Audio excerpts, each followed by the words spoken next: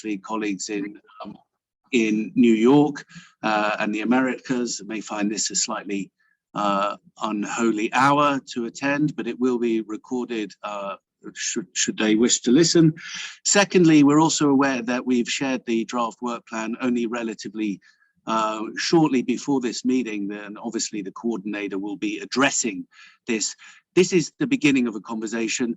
We are putting the draft work plan on a discussion space on the Migration Network Hub, and obviously any comments you wish to make in the coming weeks as to how we might be able to strengthen it, either in this meeting directly or onto the discussion space, would be gratefully received and will be reflected.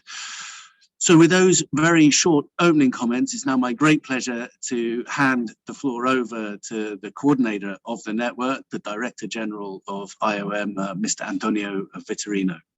Please. Thank you so much, Jonathan. Excellencies, distinguished delegates and colleagues, it is my pleasure to convene today's meeting to allow us to reflect on the International Migration Review Forum, and above all, to discuss the way forward in building on the momentum generated by the MRF for our collective cause. I will also provide a brief update on the Migration Network's efforts in providing support and guidance to implement the Global Compact for safe, orderly, and regular migration. Following my presentation, as Jonathan has just mentioned, the floor will be open for comments and questions. The IMRF, I believe, both marked the culmination in the first phase of the Global Compact's life, fully integrated into the United Nations as the common guidance on international migration, but also resulted in a consensus-based progress declaration, giving us a roadmap for the years ahead. Member states, supported by stakeholders and the entire United Nations system, recommitted to improving cooperation on international migration governance. We should celebrate how far we have come in our collaboration to make migration beneficial and meaningful for all, even as we remain acutely aware of the extent of the work we have ahead of us.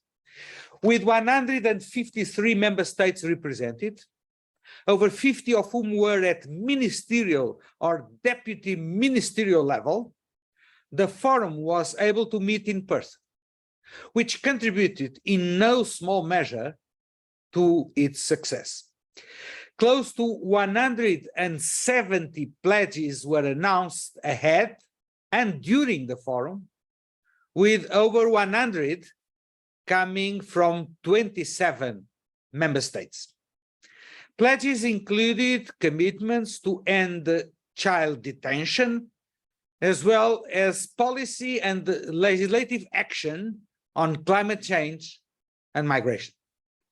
Pledges continue, by the way, to come in, as this is, I believe, an ongoing process.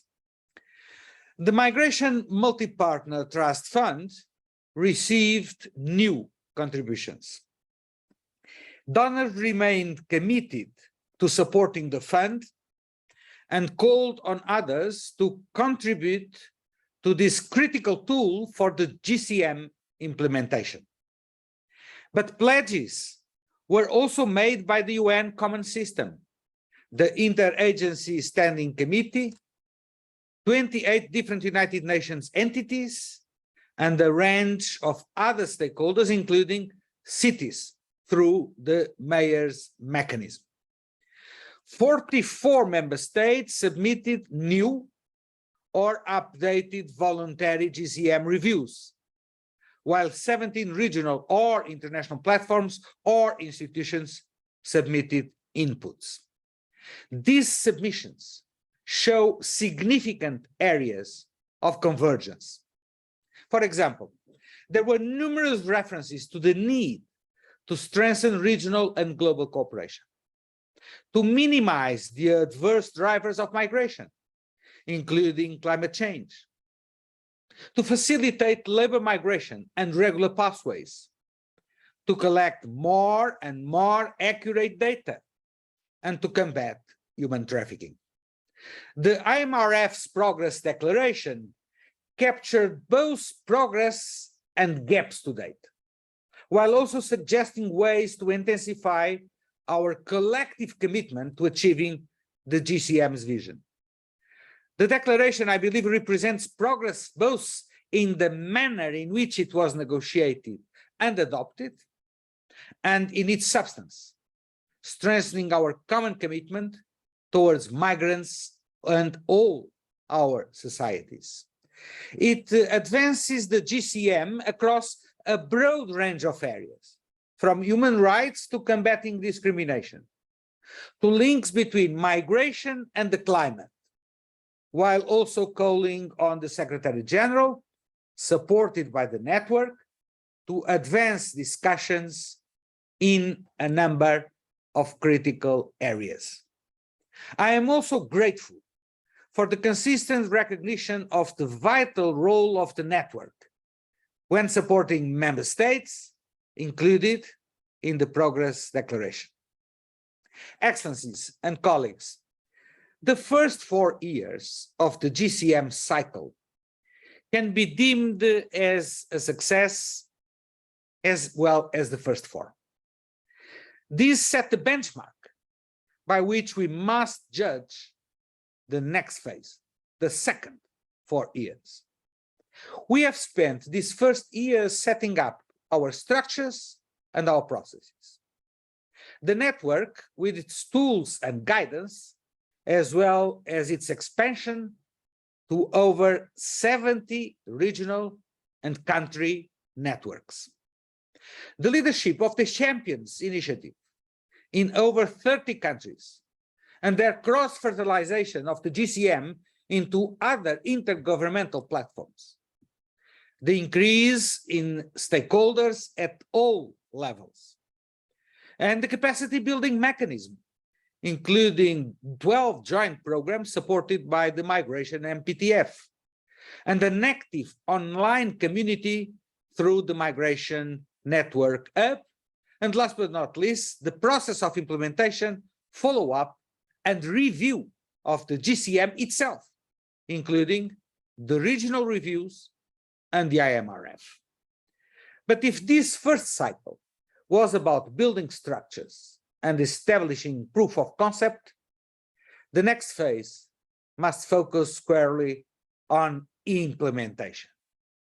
As we enter the next 4-year cycle, our goal should be to demonstrate the long-term impact of the GCM and its related structures.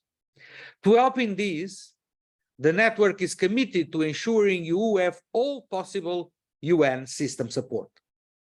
Together with the invitation for this meeting, you have received the working draft of our new network work plan, foreseeing activities over the next 2 years, which will bring us to the next round of regional reviews and to the third report of the Secretary General on the implementation of the Global Compact, both regional reviews and the report of the Secretary General due in 2024.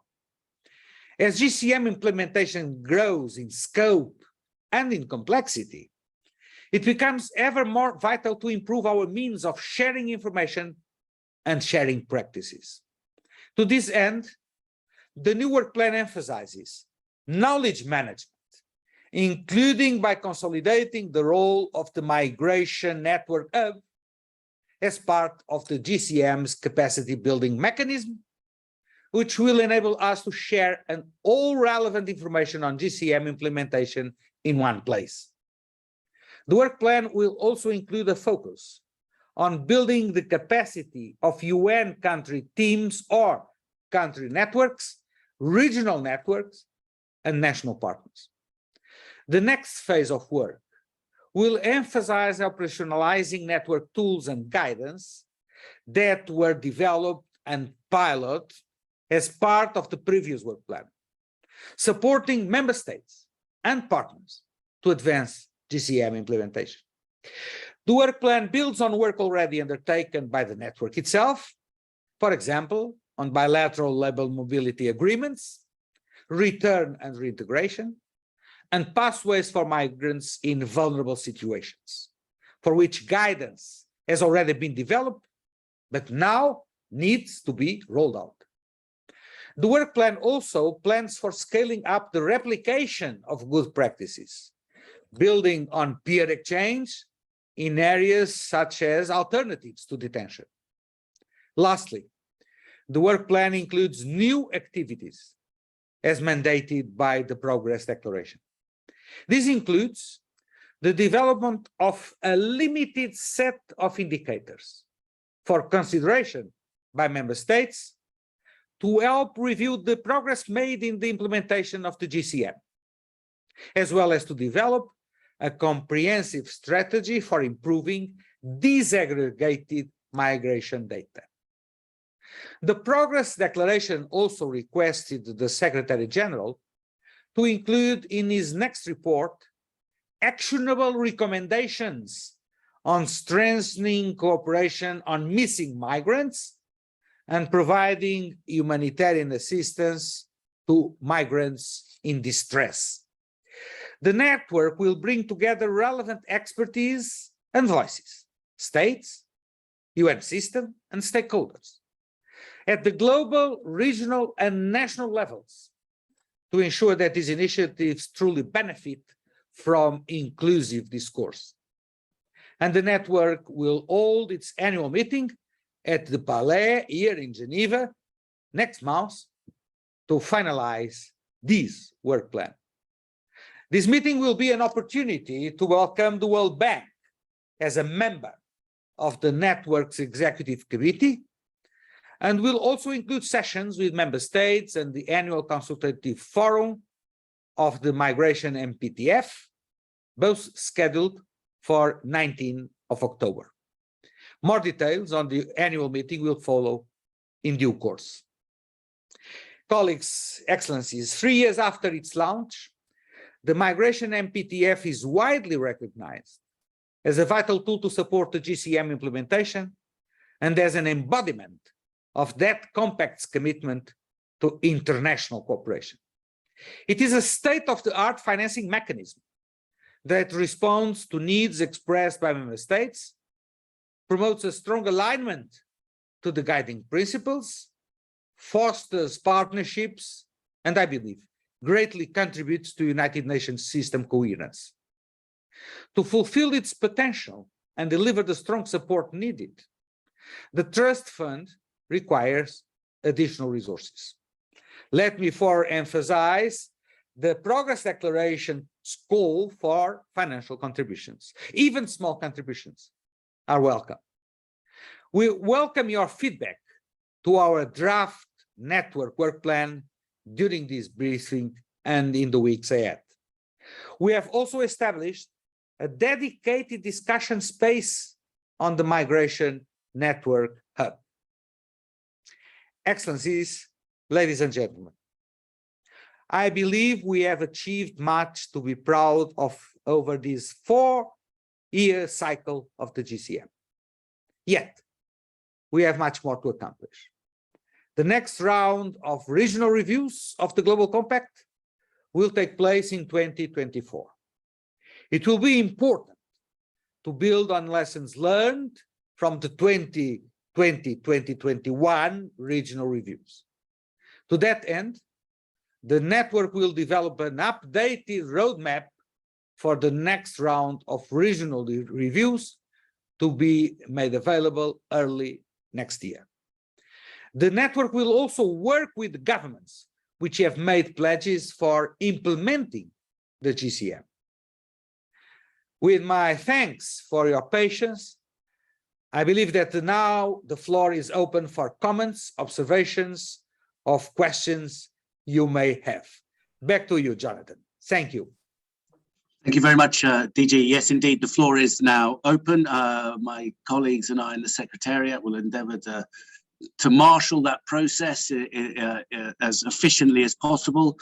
So please, in now the time-honored fashion, if you could raise your electronic hand or indicate you would like to make an intervention in the chat function, and we will compile a list. Thank you.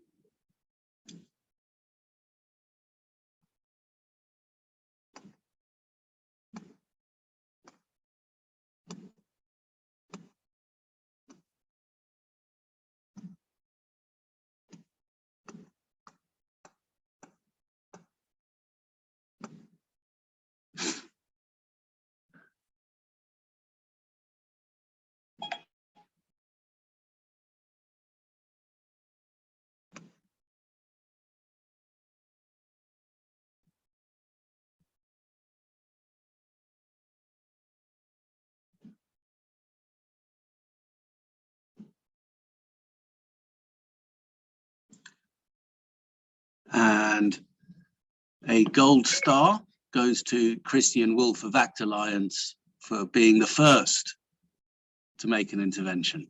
Please, Christian. Thank you, Jonathan. I thought I'd wait.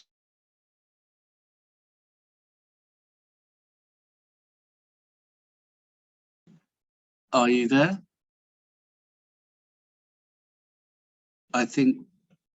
I don't know if it's just me, but I think we've lost you, Christian. No. Okay.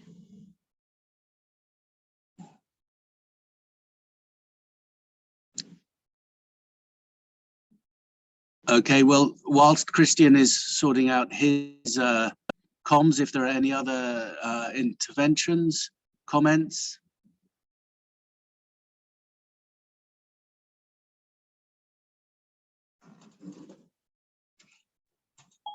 Are you back with us, Christian? Yes, I'm back. Can you hear me?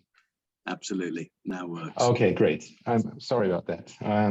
But let me start over just by thanking the coordinator and the network colleagues and all the member states represented.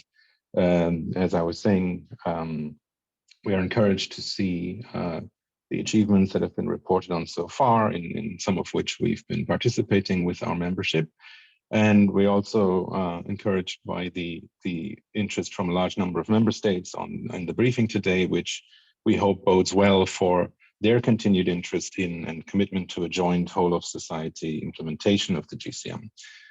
We thank the Executive Committee for reaching out to stakeholders over the summer with the questionnaire about the new work plan and for sharing a draft version of a plan this week. And we appreciate this process and hope there will be continued opportunities to discuss and refine the work plan as indicated by the DG in his opening remarks. Regarding the shape and content of what has been outlined so far, we'd like to submit a few brief comments for your consideration. We appreciate the necessity of continuing to work on some existing themes while also giving space to new ones. The draft work plan generally strikes a good balance in this regard. However, we feel that the issue of creating and providing access to more regular pathways for migration, which we consider central to a successful implementation of the GCM as a whole, and which was highlighted as one of the main points of emphasis in the survey responses received, is not yet adequately reflected in this work plan. While there are suggestions for a continuation of the work on bilateral labor agreements, as well as a new and much needed focus on missing migrants, the central importance of regular pathways for improving the protection of migrants in situations of vulnerability has not been captured quite adequately yet. As you may be aware, and this was mentioned actually by the DG, there was a thematic working group last year that published some guidance on this issue, which was co-led by us together with the Asia Pacific Refugee Rights Network and OHCHR. And we would welcome a more comprehensive look at how to implement this guidance, both in relation to pathways, but also in relation to the increasing hurdles to protection that are being thrown up in border procedures and screening and referral procedures. In this regard, more emphasis needs to be placed on ensuring complementarity and implementation between the GCM and GCR, especially with the next iteration of the Global Refugee Forum coming up in 2023. We believe that pathways should also be duly reflected in the work of other suggested working groups, including on climate change and migration, where we've noticed what we believe to be an accidental omission of Objective 5 in the areas of focus for this group, which has also been noted yesterday in the regional consultations by colleagues from the Climate Migration Displacement Platform. So we hope that can be fixed. In terms of the overall approach, we would like to see a shift of focus away from developing guidance and recommendations and more towards promoting their implementation.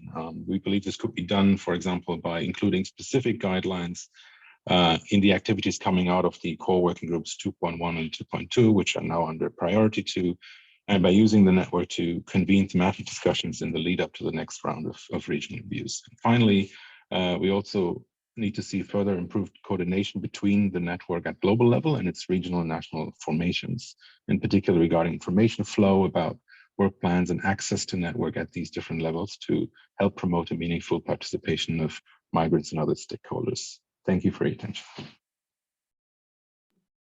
Thank you very much, Christian. I now see, let me just, get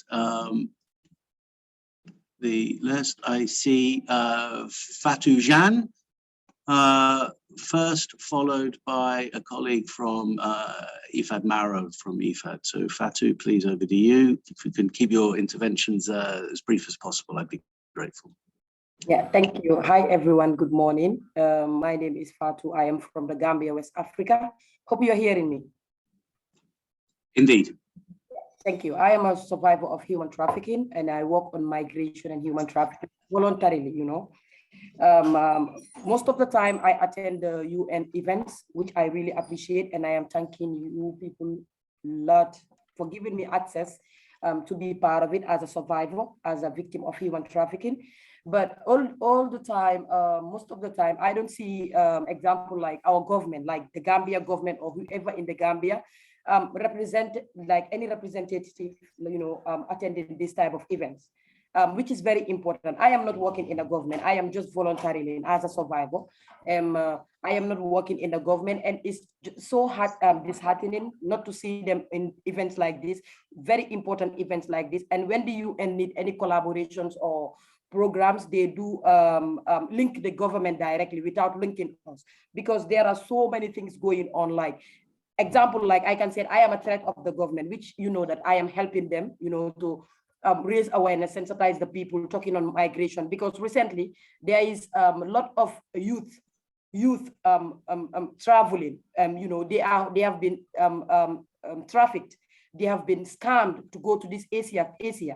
Right now I help more than 20-something young Gambians to come back, repatriate them, like to come back in the Gambia from Dubai, which is really, really sad. Right now, like so many Africans are in Saudi Arabia, in Dubai, in Qatar, in Oman, but especially in Dubai. They are in their prison because there was the time they said like, we want to help migrants who are not like, who don't have papers. We want to help them to come back home. Okay, the government of Dubai is calling you. Which was not true. They came and they put them in the prison. 33 Gambians, 2 women and 31 boys were there. We were shouting, they sent me their information, because I use my social media to sensitize the people, to raise awareness. They link me through my social media. But the social media we use also, we are abused in the social media, but we don't look at that. People like me, I definitely need support, and the support I need is encouragement. My government is not supporting me. I always attend to the UN programs, which I really, really appreciate for you giving me access to attend. But I definitely need help so that I can help the UN and the globe itself, because I am a victim. I am a survivor. I am receiving message every day. I don't have office. You see, I am in my room. I don't have place where to stay, but where to do my programs, but I form an organization. The organization, like everyone in the organization is a victim or a survivor. How best can the UN help people like me? Because there is no one representing Gambia in this program, only me. And if you look at your records, I am always and always, if I don't have internet, I buy internet. I need your support so that I can help you more and help the globe as a survivor. Thank you. Thank you very much indeed, Fatou, for your important intervention. Appreciate that. I'm now going to hand over to Mauro Martini of IFAD. Please, Mauro, nice to see you. Nice to see you, Jonathan. Thank you very much for the floor. Many thanks also to the coordinator for the introduction and to the secretary of the UN Migration Network for sharing the draft work plan. We understand that there is time till mid-October, around mid-October, to provide written suggestions to the new work plan. There will be also a retreat in October, if I'm not wrong. So we will do that, but just let me highlight a few aspects. So first of all, we appreciate the continuity on several topics. And we also welcome very much the working group on climate change and migration. But we feel that there is very little focus on two important objectives of the GCM, which are objective 19 and 20. We all have seen during the last 3 difficult years caused by the health and economic crisis due to COVID, the enormous contribution of migrants to their countries of origin, either through remittances, investments. The recent IMRF Progress Declaration made a commitment to redoubling the efforts to reduce the cost, to adopt digital solutions, to promote digital and financial inclusion.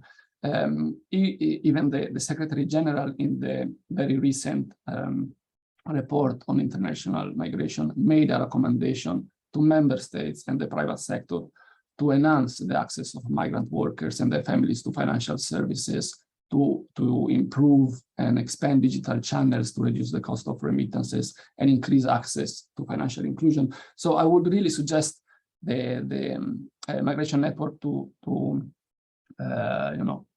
think about that, to include this important topic in the work plan.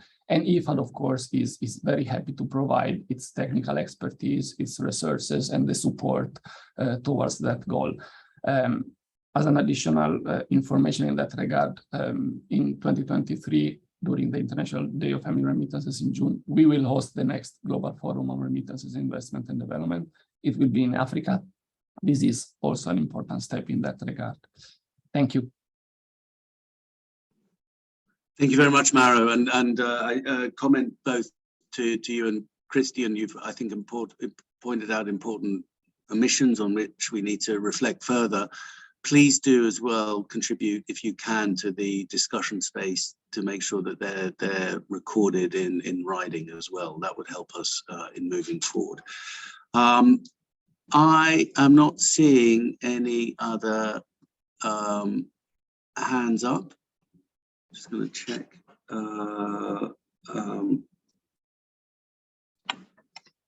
There, I don't wish.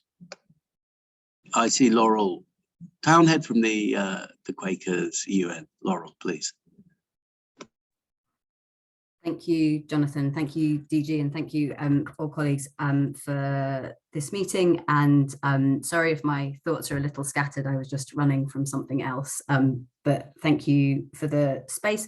And I'd just like to say I really welcome that you have shared both the opportunity to feed into the work plan through the survey, but then also this kind of interim version of the work plan so that we can see where you're going with the priorities, but there's still an opportunity to add some precision, some specificity into what the actions might be that we see as useful as different stakeholders, as the member states are on this call as well as civil society, to what we think might actually be the kind of useful, concrete, tangible things within those broad priorities that we would like to see you as the network and in partnership with you as the network take forward. From our perspective, the International Migration Review Forum was a really significant step in the maturing of migration multilateralism.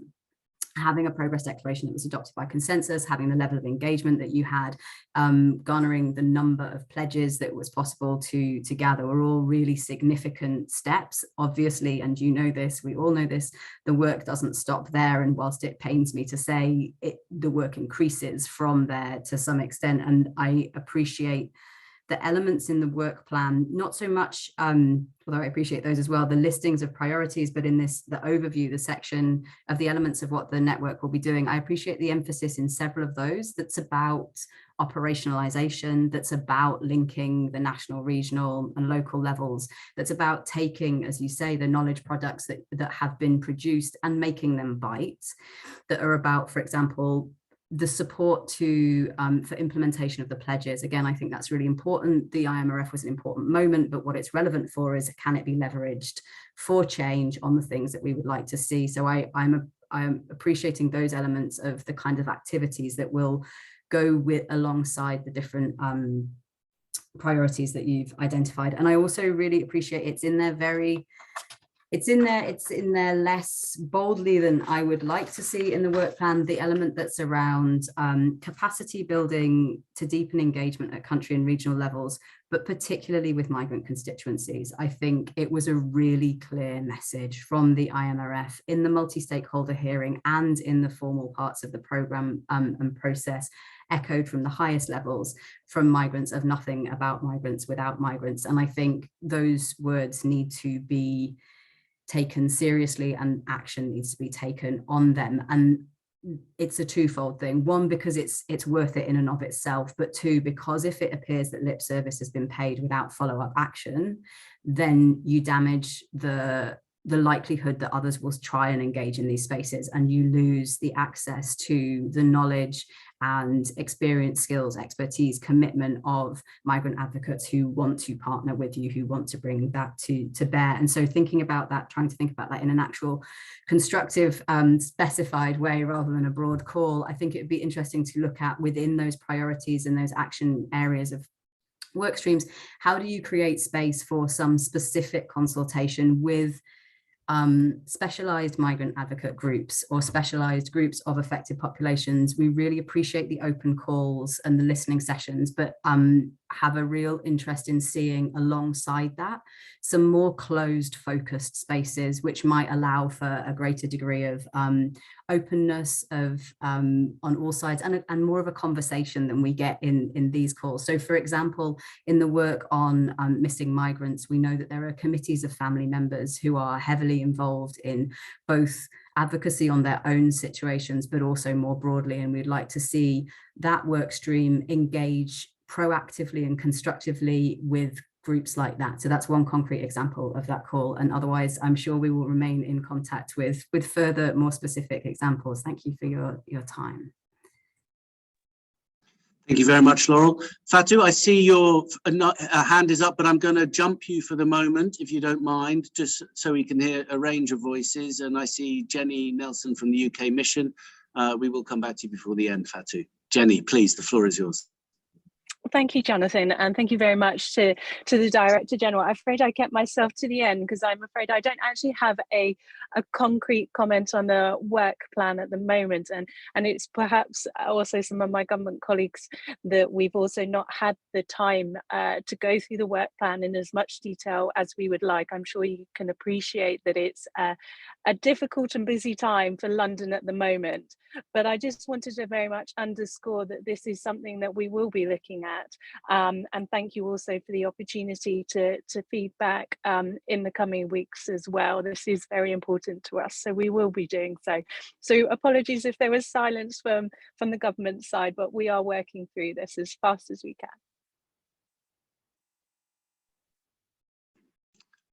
Thank you very much, Jenny. And yes, I think we understand it's complicated days in London at the moment. Fatou, please. Yeah, thank you once again for the opportunity, which I really, really appreciate. You know, what I want to add on is I want us to be involved in anything that the UN is doing on migration and human trafficking and anything that deals with migration, because we can definitely help you in certain things. Like the UN reaching out to our government doesn't tell the UN the truth. For this is our understanding, because I think if our government is implementing something in the country, in any part of Africa, I think you involve the survivors and the victims. You see them creating laws without involving us, you know, doing stuff without involving us. Like, we don't even understand. They do their own laws. I think he who feels it knows it. He who passed from it knows it. And we have organizations here that are dealing with migration and human trafficking and other stuff. Involve us. When you involve us, we can definitely help you. I'm sure whenever you come to our countries in Africa, you reach out to the government, ask them, is there any organizations, civil society organizations that are working in this country? Definitely they will tell you yes, maybe. If they tell you no, that is not true. But we are survivors. We have our own organizations, 3 organizations working on migration, and they are all organizations that are direct victims of and survivors of migration, they are migrants and other stuff. You involving us, calling us with the government, it can help a lot. I know the UN should always link with the government stakeholders so that their work will be easy. But I think you involving us can make it more easier than leaving us behind. We just feel neglected, and that's what I want to put in, like, so that people can understand. Our governments are not doing the reality. The money you give to them is going in their pockets, they are not implementing anything. Just to tell you the truth, imagine you as a government working on human trafficking, going every year in one border post, every year in one border post to sensitize the people. What I am doing on social media and the society, that doesn't, like, the government doesn't do that. One border post, it's really crazy and sad. Sorry for speaking it like so strong, but this is how I talk, and I am so sorry and I apologize. Thank you. There is no need to apologize, Fatou. Candor is important, and thank you again for that intervention. I'm going to hand now, if I may, to His Excellency Ambassador Omar Zniba, of the mission of Morocco. Sir, please, it's a pleasure to see you again. The floor is yours. Thank you so much, dear Mr. Prentice, Jonathan. It's also a pleasure to be together with you and the other excellencies and colleagues, and particularly with Mr. Director General. Well, I have a very short comment just to say that, of course, the forum and its action plan are of utmost importance when it comes to the gesture of migration in the ground, in the field. This is what we are speaking about. I mean, we do know that migration is a very complex issue. It has a large dimension, but also it has a local, if not to say a very local dimension we have to care and we have to deal with on a daily basis, particularly as stressed by DG himself, given the fact that unfortunately we are foreseeing in the next future complexity, more complexity with the consequences of climate change, and also, you know, the mobility more and more increasing for various reasons. So I have just a short question to you, Excellency, dear Antonio. I mean, how do you see strengthening the multilateral governance of migration through various tools, among which the forum? Doesn't you consider that expanding stakeholders is a very important issue, particularly how we do know that you're personally with your able teams are doing a lot to universalize the adhesion to the Global Compact from one side, but also to identify other stakeholders, be it, you know, the civil society, associations, academicians, to help us, you know, let's say, raise the necessary questions, but also the necessary answers we have to provide for having this multilateral governance of migration to the benefit of all. And I thank you, sir.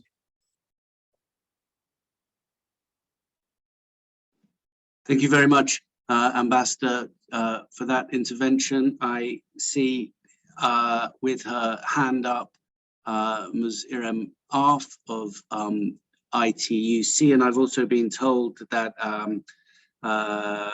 Paddy Knudsen, well known to many of us, also wants to speak. So if we can go in that order, Irem and then Paddy, I would be grateful. Hi, thank you very much. Yes, I'm from International Trade Union Confederation. Thank you so much for sharing the draft and giving the opportunity to provide more input. And we will be doing so, giving more detailed suggestions in terms of specific activities under each priority. But we're really happy to be able to participate in that process. Similar to my colleague from the Quaker UN office, I want to also make a point, highlight something in relation to the overall approach and the overview part in relation to, and also colleagues and others who have spoke here already several times mentioned the importance of inclusion, GMC's whole of society approach, the importance of social dialogue. And this brings the question around freedom of association. We see very important organizing for migrant workers. In addition to finding ways and modalities of including civil society and different actors, we need to also think about how do we support migrants to organize, to build associations, to be able to raise their voices in these fora. Very quickly, a remark on that I wanted to make. Thank you very much. Thank you very much, Irem. I'm going to hand now to Paddy, and then I see fambaye and Ndoye with her hand up. But Paddy, if you there you are. Wonderful. Please. Hi, John. I don't know if you can hear me. Slight internet connections on my side, but again, thank you. So this is Paddy Sianga-Knudsen from the Global Research Forum on Diaspora and Transnationalism, and very happy to be part, of this gathering here, where we're talking about quite an important piece of work. I think that goes out and I think should really be speaking, I think, to some of the recommendations that have come out of the IMRF as we move towards preparations for those global reviews. I think some of the things that we have heard today from SG as well are critically important. We have really been trying to hammer onto having a GCM that has teeth, and so we're very happy to hear more around the work around the monitoring framework.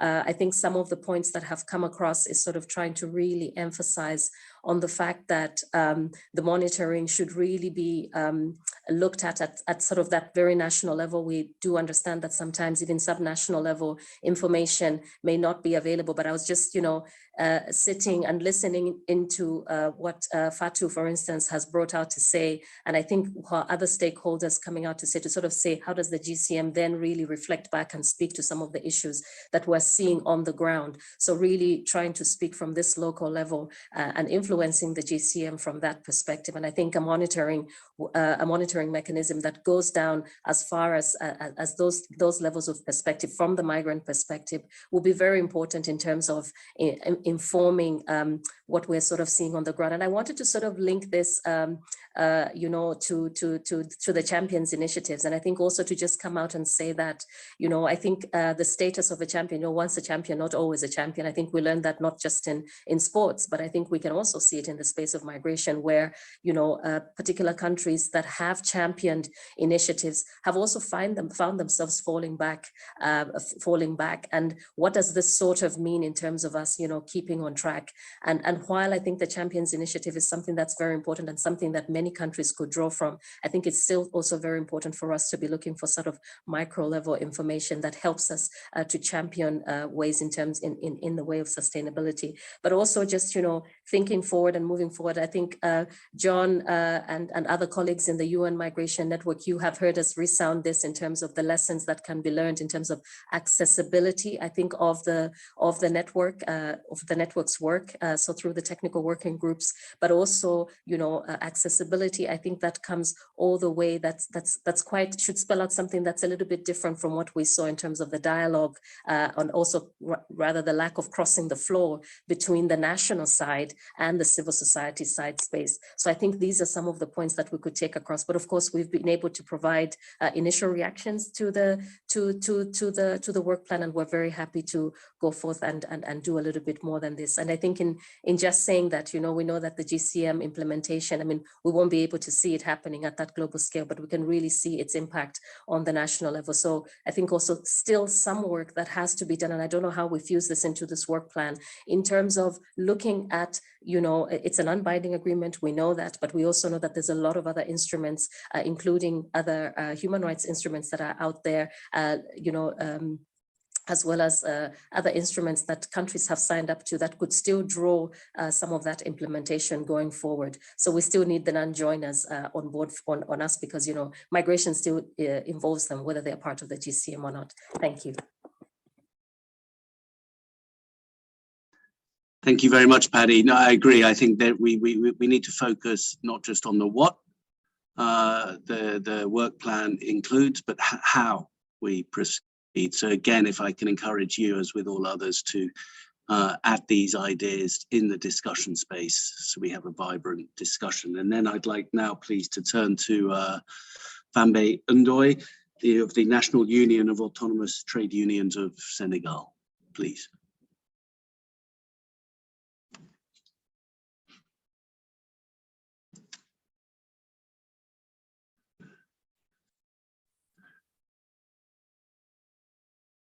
I think you're still on silent. You need to.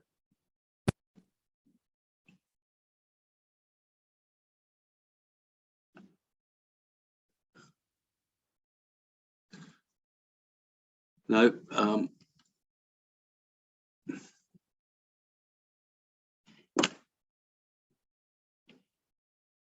Okay, whilst you're sorting out your issue, fambaye, if there are any other hands up. Bonjour. Ah, okay. Bonjour. Wonderful. Bonjour, madame. Voilà. Bonjour, monsieur le secrétaire général. Bonjour à toutes et à tous les participants à cette rencontre très importante qui nous permet d'échanger sur le plan de travail du réseau. Le réseau que nous saluons à travers vraiment les efforts qui ont été faits pour impulser la mise en œuvre du pacte mondial sur les migrations ordonnées et régulières au niveau sous-régional, mais aussi au niveau international. Je m'appelle fambaye Ndoye, je suis chef de département chargé de la protection sociale et de la migration au niveau de l'Union nationale des syndicats autonomes du Sénégal. Je suis aussi le point focal du programme migration de ITUC Africa. Je voulais tout simplement revenir sur cette priorité, cette nouvelle priorité qui est très importante, qui consiste à avoir des indicateurs pour faire le suivi dans la mise en œuvre du pacte mondial. Moi, je trouve que c'est une innovation très, très importante parce que nous venons de l'IMRF et le constat global a été que les choses n'ont pas vraiment évolué. Il n'y a pas eu d'avancement. Mais cet avancement devrait être mesuré suivant des données réelles. Et je pense que nous venons d'entrer effectivement dans cette phase de mise en œuvre, car si on ne peut pas mesurer le progrès, nous restons évasifs sur vraiment des considérations ou des perspectives ou des déclarations de bonne volonté. Donc, vraiment, c'est salutaire que nous ayons ces indicateurs-là. Nous avons suivi le pacte mondial depuis les consultations au niveau de la région africaine, de la négociation à Addis, de l'adoption à Marrakech, et nous étions aussi au IMRF. Donc, nous suivons de près la mise en œuvre du pacte mondial.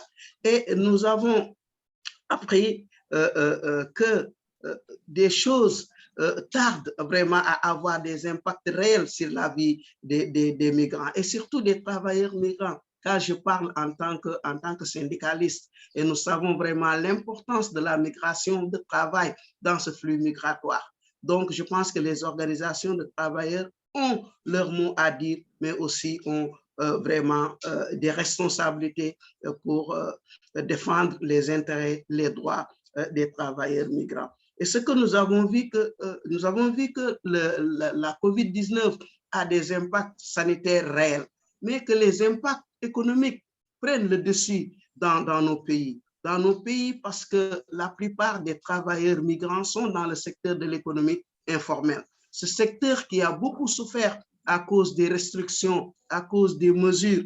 Et ces travailleurs migrants-là, se trouvant du jour au lendemain sans emploi, sans revenu et sans protection sociale, parce que la COVID aussi a mis à nu vraiment nos systèmes non inclusifs de protection sociale.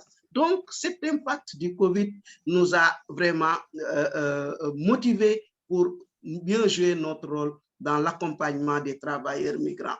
Et s'appuyant sur la coopération internationale syndicale, je dis bien, la coopération internationale syndicale, nous avons beaucoup fait à travers des réseaux qui existent. Je pense que le réseau de la CSI Afrique, le réseau RSMMS sont des réseaux forts sur lesquels j'appelle vraiment le réseau des Nations Unies à s'appuyer sur l'existant, parce que ces réseaux sont en train de faire un travail extraordinaire sur le terrain.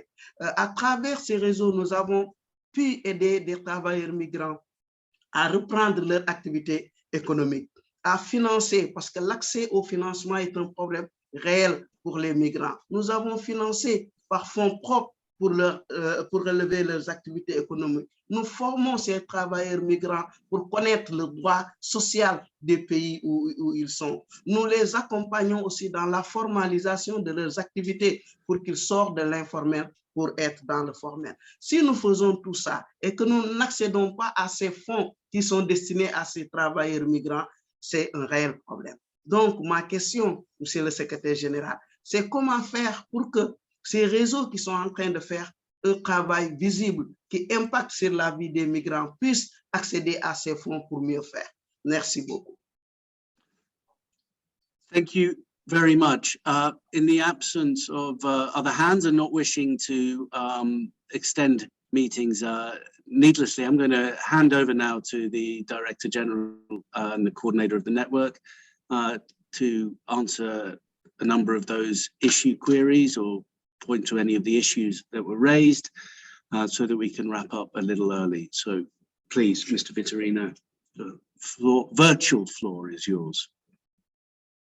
Thank you so much, Jonathan. I will start by thank all that have participated in this discussion, showing that there is a great interest in the work plan, and we welcome very much all your contributions. I will just try to focus on 3 or 4 points. The first one is that the work plan needs to be a mix in between continuity and innovation. Continuity because there are a number of subjects that still require constant, permanent attention from the network. They are recurrent realities. And when it comes to the operationalization, we need to build on what we have achieved during these first 4 years. But also innovation, because definitely there are issues that are becoming each time more and more relevant when we have a conversation on migration. Just to give you 3 examples. The first one, I think it is widely shared, the impacts of climate change in human mobility. Definitely, it will require more attention from the network in the next period of 4 years.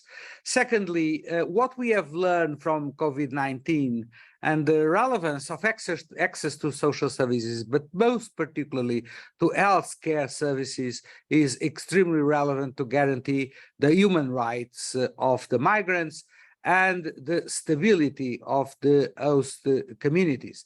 And we need to go on focusing on the impacts of access to health in terms of migration. And thirdly, I believe that we need to keep the focus on the 360-degree vision of the Global Compact.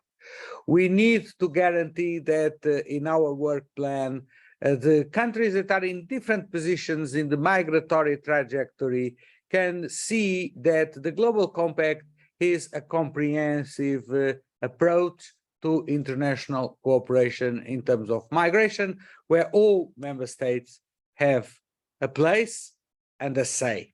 My second remark is about the stakeholders. I fully agree with Omar, with Ambassador Sniber.